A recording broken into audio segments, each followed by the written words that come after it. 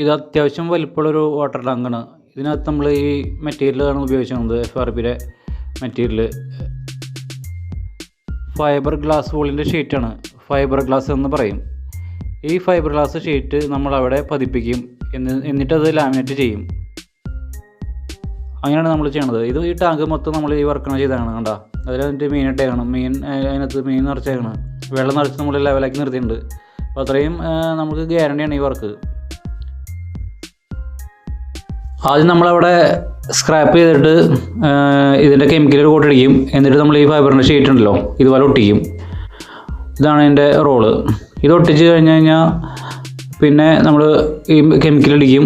എന്നിട്ട് ഒരു വട്ടം കൂടി നമ്മൾ അതിൻ്റെ കെമിക്കലടിച്ച് ഏത് കളർ നമ്മൾ അടിക്കാൻ തുടങ്ങിയ പെയിൻറ്റിൻ്റെ കളർ കെമിക്കലുണ്ട് അത് നമ്മളടിക്കും.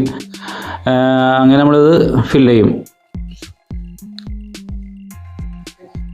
ഇതിപ്പോൾ നമ്മൾ ഒരു ലെയറാണ് ഇടുന്നത്.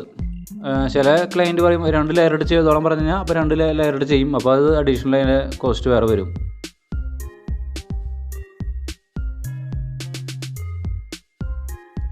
ഇതിനെ നമ്മൾ ഫൈബർ കോട്ടിംഗ് അല്ലെങ്കിൽ PRP ലാമിനേഷൻ എന്നാണ് നമ്മളിതിനെ പറയുക.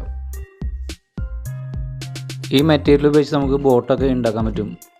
അതാണ് ഇതിൻ്റെ പ്രത്യേകത. ബോട്ടൊക്കെ ഉണ്ടാക്കി കഴിഞ്ഞാൽ തന്നെ നിങ്ങൾക്കറിയാലോ, വെള്ളം അതിനകത്ത് കയറില്ല, അങ്ങനെയുള്ള കാര്യങ്ങളൊക്കെ ഉണ്ട്. അപ്പോൾ അതാണ് ഈ മെറ്റീരിയലിൻ്റെ എഫക്റ്റ്.